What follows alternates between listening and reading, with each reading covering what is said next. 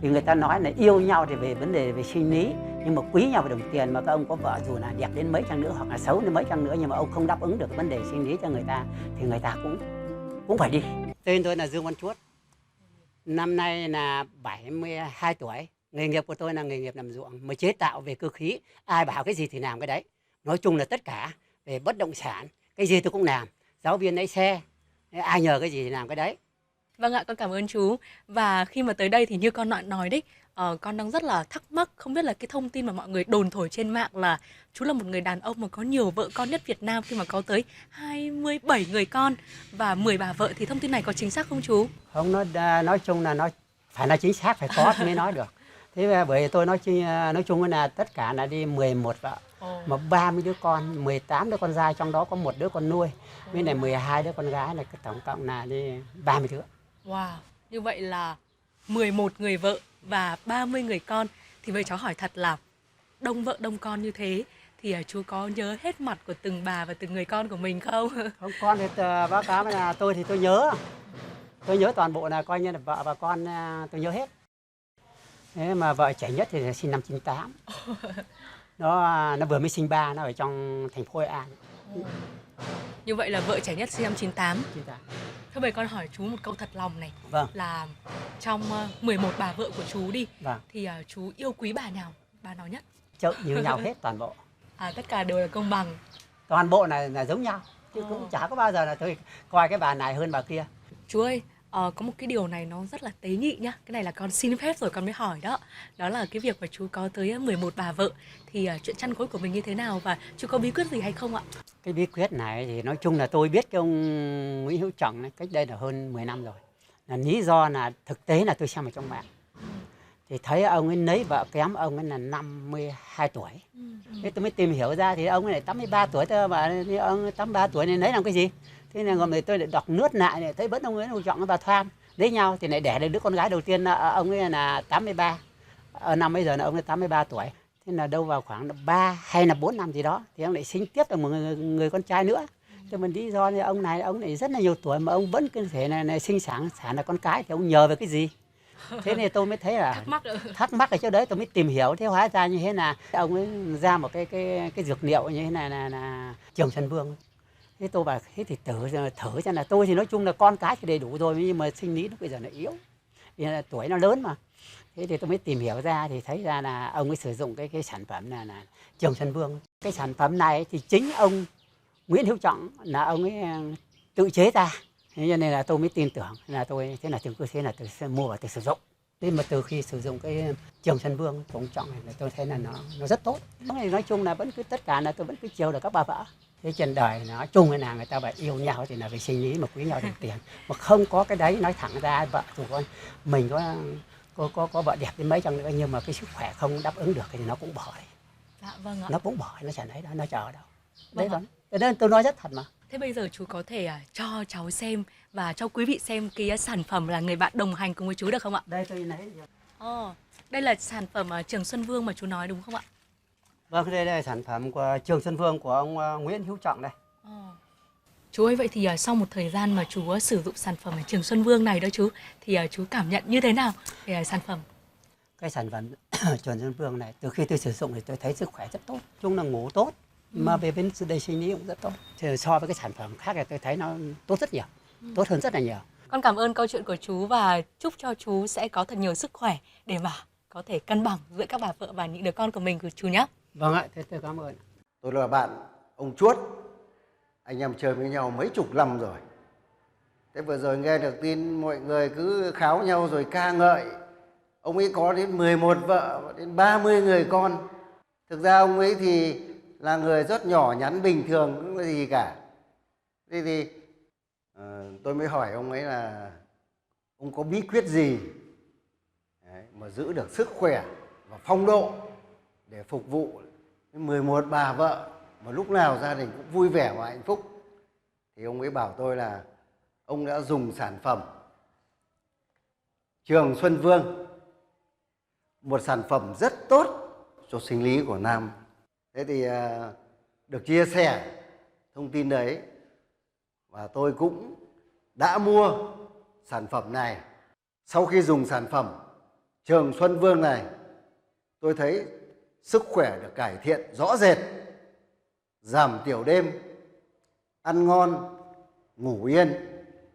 Đặc biệt, bà nhà tôi rất vui vẻ vì chuyện chăn gối của chúng tôi được cải thiện rõ rệt. Sản phẩm Trường Xuân Vương này luôn luôn giữ lửa cho gia đình tôi, là một sản phẩm rất tuyệt vời. Đầu tiên ấy là sử dụng cái sản phẩm Trường Xuân Vương này của bác sĩ Lương y Nguyễn Hữu Trọng, tôi thấy là rất đảm bảo. Đầu tiên là phải cảm ơn ông ấy, vì là cái số của tôi là phải nói là cái số nó phải có nhiều vợ. Thế về vấn đề về cái tâm và cái sinh lý thì không thể đáp ứng được. Thì tôi đã nghiên cứu rất là nhiều, nhưng mà các loại thuốc tôi uống rất nhiều. Nhưng mà từ khi mà tôi sử dụng cái Trường Xuân Vương này của ông Nguyễn Hữu Trọng, tôi thấy là rất đảm bảo. Coi như là trước đây cũng hơi đau lưng, hơi mỏi gối, đau khớp, như từ lúc sử dụng nó đến là tôi thấy rằng là này giờ tôi cũng hết rồi. Về tâm và sinh lý thì tôi cũng không phải là tôi nói là tốt. Thì các bà vợ tôi mới hỏi rằng là anh uống cái sử dụng cái gì đây, anh uống cái thuốc gì mà nó khỏe như thế. Thì tôi vẫn sử dụng cái Trường Xuân Vương của Lương y Nguyễn Hữu Trọng. Thế cho nên là bây giờ là nhiều vợ thì các cô cũng đã biết rồi. Thế tôi phải sử dụng cái đấy chứ không có sao. Cái đấy là dược thảo chứ không phải là thuốc tây, cho nên là rất tốt. Thế thì tôi cũng khuyến cáo ra tất cả các anh em nào một vợ và một chồng, nếu mà tâm và sinh lý về cái chuyện chăn gối mà không đáp ứng được cho vợ thì tôi cũng nên là khuyên là nên mua cái dược liệu Trường Xuân Vương này để mà sử dụng, thì cũng là để đảm bảo cho vấn đề về cái hạnh phúc. Viên uống Trường Xuân Vương là sản phẩm được phát triển từ bài thuốc của Lương y Nguyễn Hữu Trọng với thành phần 100% dược liệu tự nhiên như dâm dương hoắc, ba kích, câu kỳ tử, thỏ ti tử, có tác dụng nâng cao sức khỏe nam giới, hỗ trợ bổ thận tráng dương, tăng cường sinh lý nam một cách bền vững. Sản phẩm có tác dụng hỗ trợ điều trị suy giảm sinh lý, yếu sinh lý, xuất tinh sớm, rối loạn cương dương và chậm quá trình mãn dục nam vô cùng hiệu quả. Khuyến mãi khủng đặc biệt cuối năm, Trường Xuân Vương đang có chương trình ưu đãi cho những khách hàng gọi điện đến hotline hoặc đặt hàng tại video này. Nhanh chóng đặt hàng vì thời gian khuyến mãi có hạn. More air bubbles from coming out. And another tip I want to share with you guys is that when you're casting your epoxy, cast it slowly. And as you can see, my live edges on my slabs are not sealed. Now, the way we previously done it in the past is we would seal our live edges with epoxy. We will wait for it to dry. Then we will come and scuff it and sand it up. So when we're going to cast our epoxy, that the new epoxy we're casting will bond to the edge of our slab. But we stopped using that method because if you think about it logically, we want the epoxy to penetrate into the wood. And thus is why we are using this method I'm currently using. We are using a deep casting epoxy, which means I can literally cast the full depth of this table in one go. But we still prefer to cast our epoxy in layers, which takes us round about 5 to 6 days. It's winter now, so it will take round about 6 days and we have so much positive feedback on people that started small companies, people that were so scared of working with epoxy that are so comfortable with working epoxy now, people that's making small chopping boards, people that's DIYists and hobbyists that were so afraid of working with epoxy, and now they are so comfortable with working with epoxy. Like I mentioned, this will literally show you every single thing in detail, how we manufacture and design all our tables. Check this ad out and you can decide for yourself if you want to purchase it or not. We've been building epoxy tables for many years now, and we are finally going to share all our methods and techniques with you.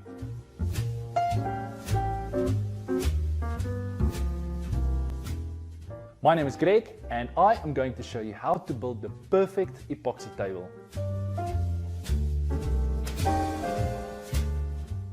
I'm going to show you all the tools you need, exactly how to use them, and show you some tips and tricks down the line. Everyone thinks you need to cast your second layer of epoxy once your first layer has set. That's not true. You need to cast your second layer of epoxy once your first layer has become tacky.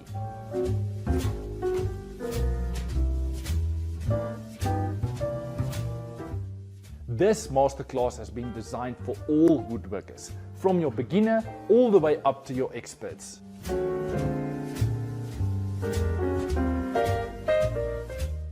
Click on this video or in the description down below for more information.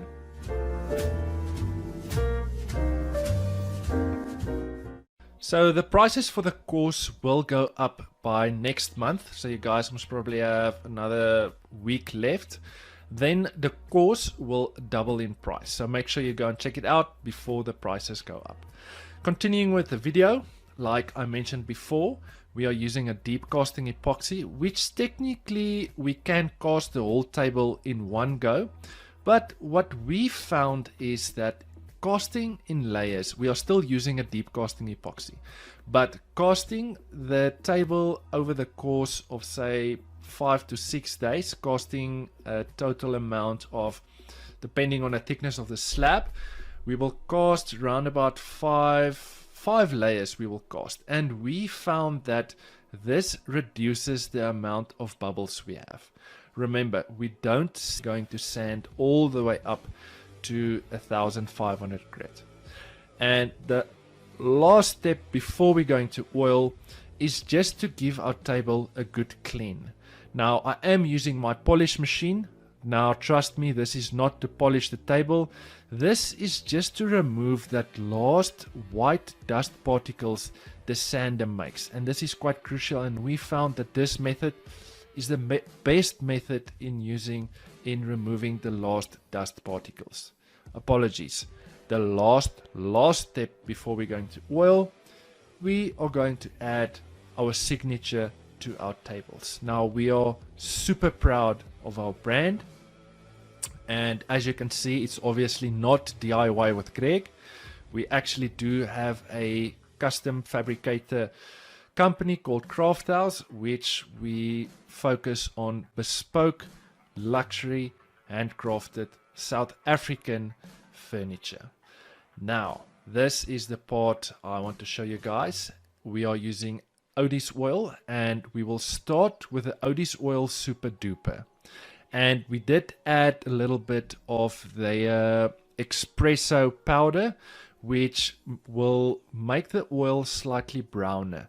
Now the reason why we do this is we want to remove most of the yellows in the wood. And we will typically start with the Odis oil Super Duper. We will use a very old sander on a low RPM, because the vibration of the sander massages the oil into the wood. We love this step. Once we applied the first coat of oil, we will leave our table for around about 1 to 1.5 hours. Then we will come and buff the oil off.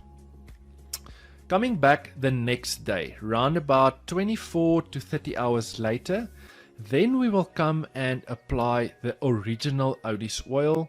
We will leave it for 1 hour, and then we will come and buff it off. Then we will leave the table for another day or two and give that oil enough chance to penetrate into the wood. And we will repeat the same process for the underside, obviously. Now, I know it takes us a total of around about 4 to 5 days to oil our tables. I know this is long, but we love using Odis. It's absolutely our favorite oil we like using when we building epoxy tables. And if I can advise you guys, so this step is number 1, to close all the small little cracks and holes.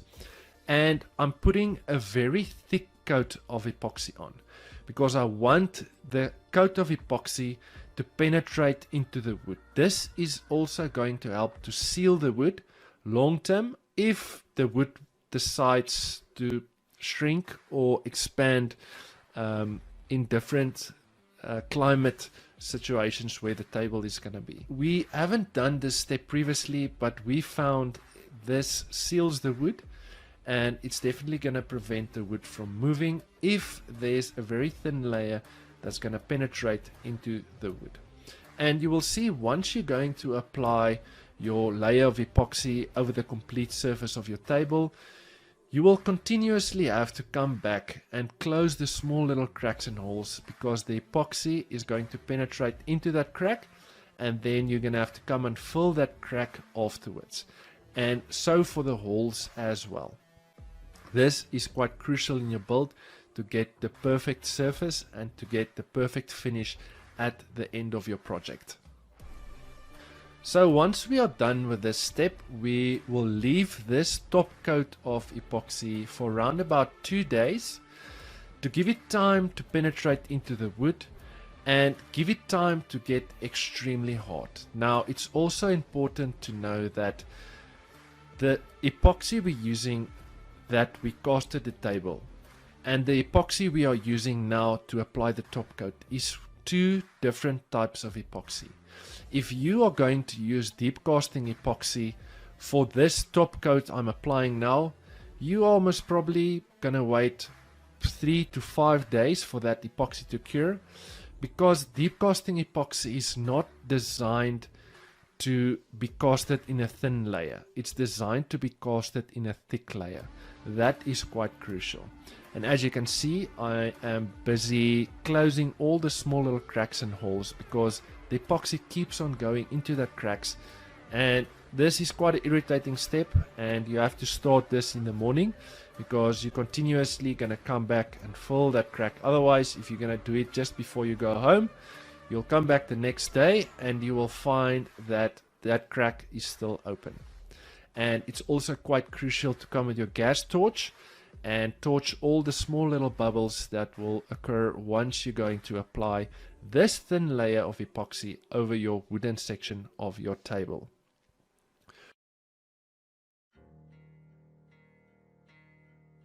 Moving to the next step in our project, and that is by cutting our table down to its final size. Another tip I want to share with you guys in when you're designing and building your table, always build it slightly bigger lengthwise and widthwise, because you don't want to build a 2.4 meter table and then you're gonna have to cut it down slightly. This is dumb, if you ask me.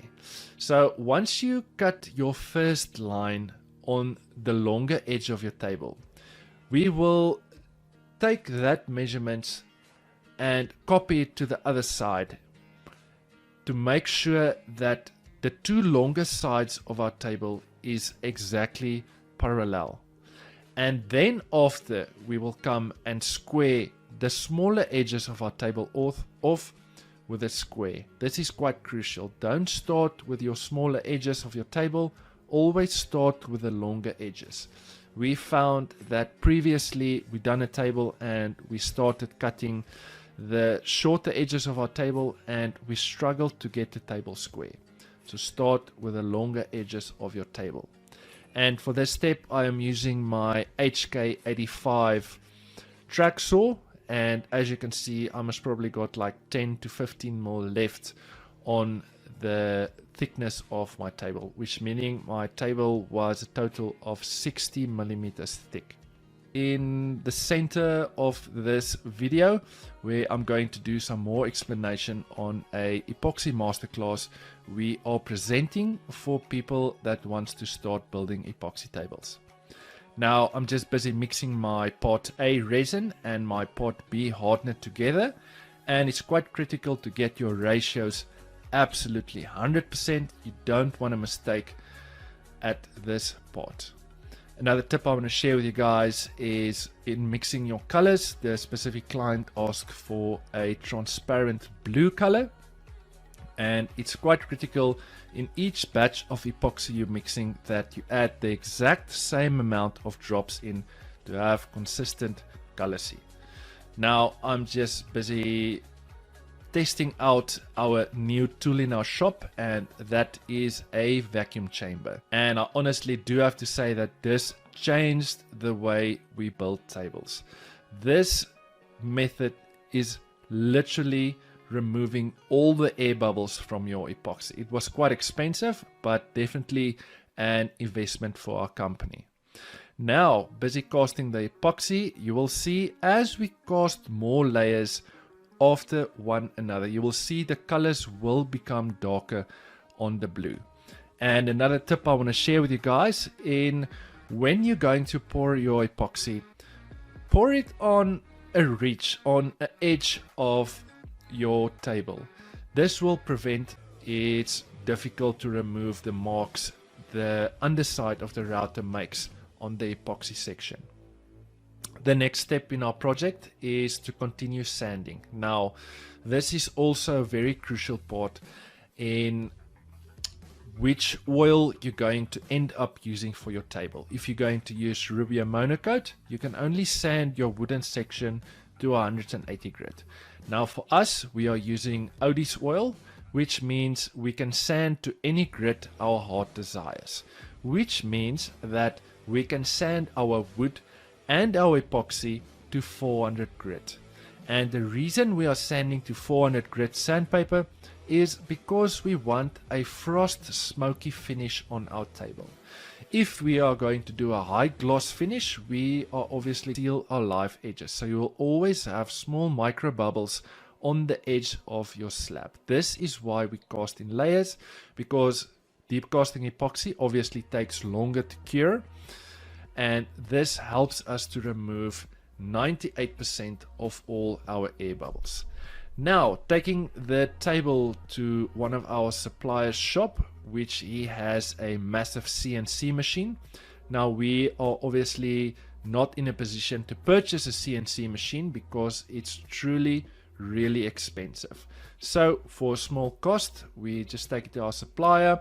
It takes us around about 2 hours to flatten our table both sides. And this is the most critical step in making sure that you have a flat surface between your wood and your epoxy.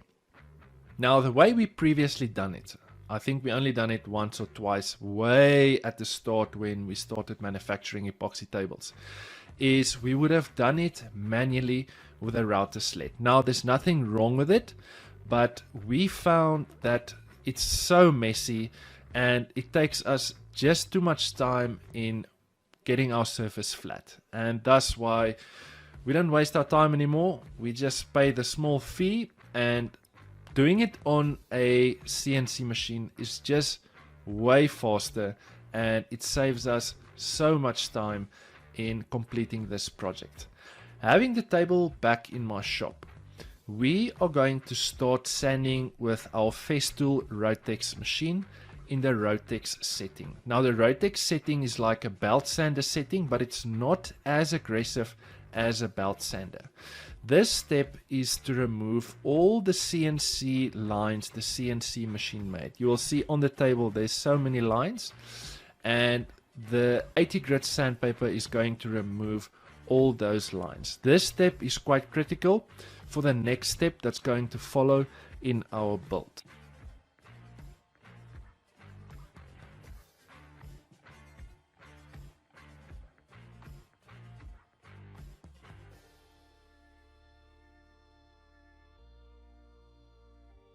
So once we completed sanding our complete surface of our table, you will see there's obviously still some lines only on the epoxy sections. On the wood sections, it's totally flat. There's no CNC marks.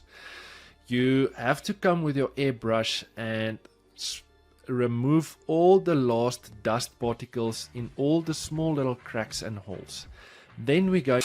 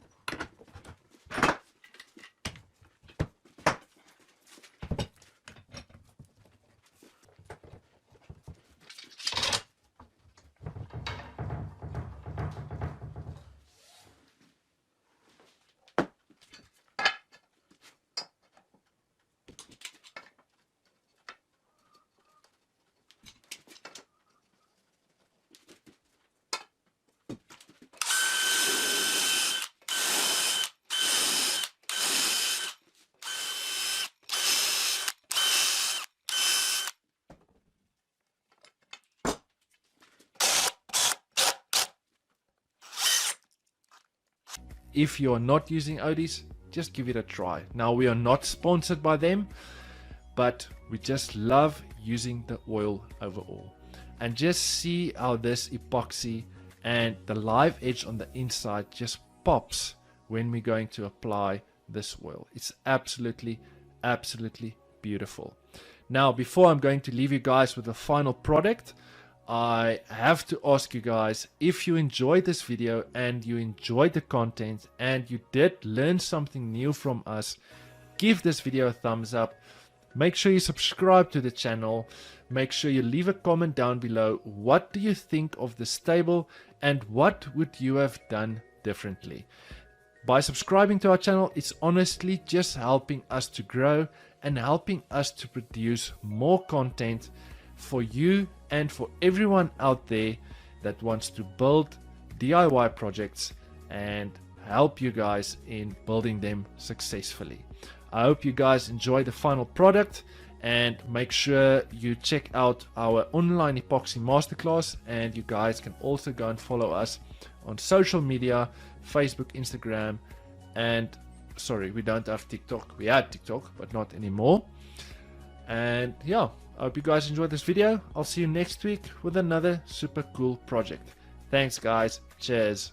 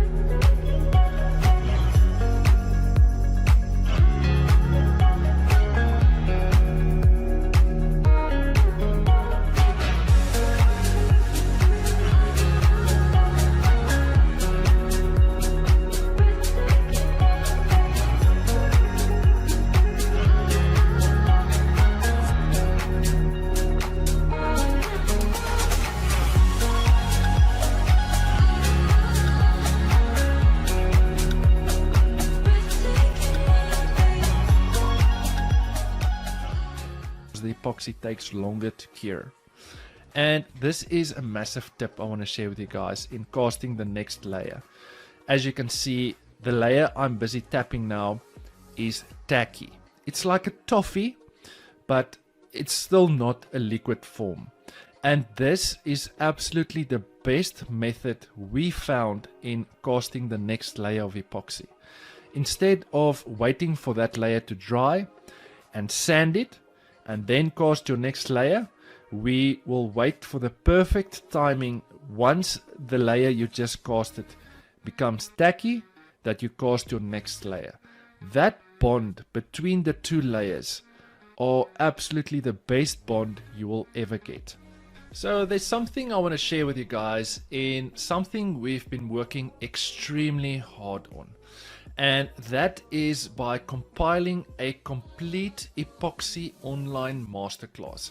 We get so much queries internationally of all the methods we're using. People keeps on asking us sanding methods, polishing methods, everything regarding how to build the epoxy table successfully.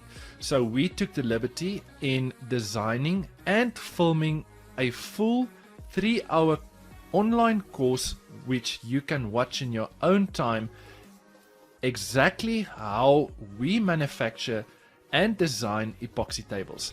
In this class, we are literally taking you by the hand and showing you from start to finish every single thing you need to know to build a epoxy table successfully. The course is 3 hours long.